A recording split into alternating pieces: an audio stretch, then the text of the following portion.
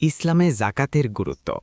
আপনি কি জানেন আপনার সম্পদের মধ্যে এমন কিছু অংশ আছে যেটা আসলে আপনার না? হ্যাঁ, আপনি ঠিকই শুনেছেন। আপনার সম্পদের একটি নির্দিষ্ট অংশ গরিব, অসহায় ও অভাবীদের অধিকার। আর এই অধিকার আদায় করার নামই হল জাকাত। আজকের ভিডিওতে আমরা জানব জাকাত কি, কেন জাকাত ফরজ, কাদের দিতে হবে এবং জাকাত না দিলে কি পরিণতি হতে পারে। ভিডিওটি শেষ পর্যন্ত দেখুন, কারণ এটি শুধু একটি ইসলামিক আলোচনা নয়, এটি আপনার আখিরাতের সাথে সরাসরি সম্পর্কিত। জাকাত কি? জাকাত শব্দটি এসেছে আরবি জাকা থেকে, যার অর্থ পবিত্রতা ও বৃদ্ধি। ইসলামের 5টি স্তম্ভের একটি হল জাকাত। আল্লাহ বলেন সূরা আল বাকারা 2:43, তোমরা সালাত কায়েম করো এবং জাকাত প্রদান করো। অর্থাৎ নামাজের মতোই জাকাতও ফরজ, যা প্রত্যেক সামর্থ্যবান মুসলিমের উপর বাধ্যতামূলক। জাকাত শুধু দান নয়, এটি একটি পরিশুদ্ধির প্রক্রিয়া।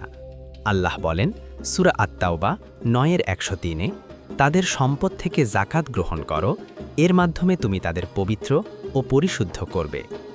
জাকাত আমাদের সম্পদকে পবিত্র করে, সমাজে সম্পদের সুষম বণ্টন নিশ্চিত করে, গরিব ধনীর ব্যবধান কমায়। হাদিস সহিহ বুখারী।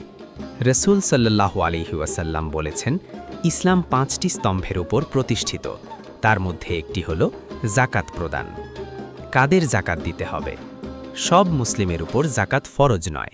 জাকাত ফরজ হবে যদি আপনি মুসলিম হন, আপনার নির্দিষ্ট পরিমাণ সম্পদ থাকে, সেই সম্পদ 1 বছর পূর্ণ থাকে।